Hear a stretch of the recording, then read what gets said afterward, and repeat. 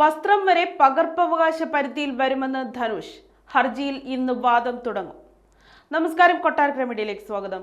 നടി നയൻതാരയ്ക്കും നെറ്റ്ഫ്ലിക്സ് ഇന്ത്യക്കുമെതിരെ നിർമ്മാതാവും നടനുമായ ധനുഷ് നൽകിയ പകർപ്പ് അവകാശ ലംഘന കേസിൽ ഇന്ന് മദ്രാസ് ഹൈക്കോടതിയിൽ വാദം തുടരും.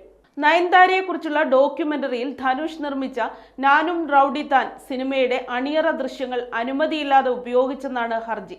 10 കോടി രൂപ നഷ്ടപരിഹാരം നൽകണമെന്നാണ് ധനുഷിന്റെ ആവശ്യം.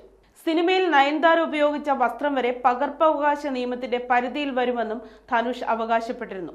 ധനുഷിന്റെ ഹർജി പരിഗണിക്കരുതെന്ന നെറ്റ്ഫ്ലിക്സിന്റെ ആവശ്യം മദ്രാസ് ഹൈക്കോടതി നേരത്തെ തള്ളിയിരുന്നു. ധനുഷ് നിർമ്മിച്ച നാനും റൌഡി താൻ എന്ന സിനിമയുടെ അണിയറ ദൃശ്യങ്ങൾ നയൻതാരയുടെ ജീവിതം പ്രമേയമാക്കിയുള്ള ഡോക്യുമെന്ററിയിൽ ഉൾപ്പെടുത്തിയിരുന്നു. ഇക്കാര്യം ചൂണ്ടിക്കാണിച്ച് ധനുഷിന്റെ നിർമ്മാണ കമ്പനിയായ വണ്ടർ ബാർ ഫിലിംസ് ആണ് മദ്രാസ് ഹൈക്കോടതിയെ സമീപിച്ചത്. ഇതോടെ നെറ്റ്ഫ്ലിക്സ് ഇന്ത്യ മറ്റൊരു ഹർജി കൂടി നൽകി. ഈ കേസ് മദ്രാസ് ഹൈക്കോടതി പരിഗണിക്കാൻ പാടില്ല. കാരണം നെറ്റ്ഫ്ലിക്സ് ഇന്ത്യയുടെ ആസ്ഥാനം മുംബൈയാണ്. ധനുഷിന്റെ കമ്പനിയുടെ ആസ്ഥാനം കാഞ്ചീപുരമാണ്. അതുകൊണ്ട് കാഞ്ചീപുരം കോടതിയിലോ മുംബൈയിലോ കേസ് മാറ്റണമെന്നായിരുന്നു ഹർജി.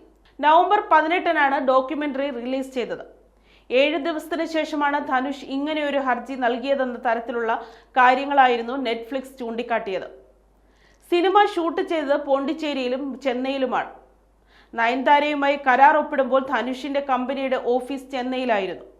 നയൻതാര സിനിമയിൽ ഉപയോഗിക്കുന്ന വസ്ത്രങ്ങളും ഹെയർ സ്റ്റൈൽ അടക്കമുള്ള കാര്യങ്ങൾ പകർപ്പവകാശത്തിന്റെ പരിധിയിൽ വരുമെന്നും അതുകൊണ്ട് ഈ ഹർജി പരിഗണിക്കുമെന്നുമായിരുന്നു ധനുഷിന്റെ അഭിഭാഷകൻ വാദിച്ചത്. ഈ വാദം അംഗീകരിച്ചുകൊണ്ടാണ് മദ്രാസ് ഹൈക്കോടതി നെറ്റ്ഫ്ലിക്സിന്റെ ഹർജി തള്ളിയത്.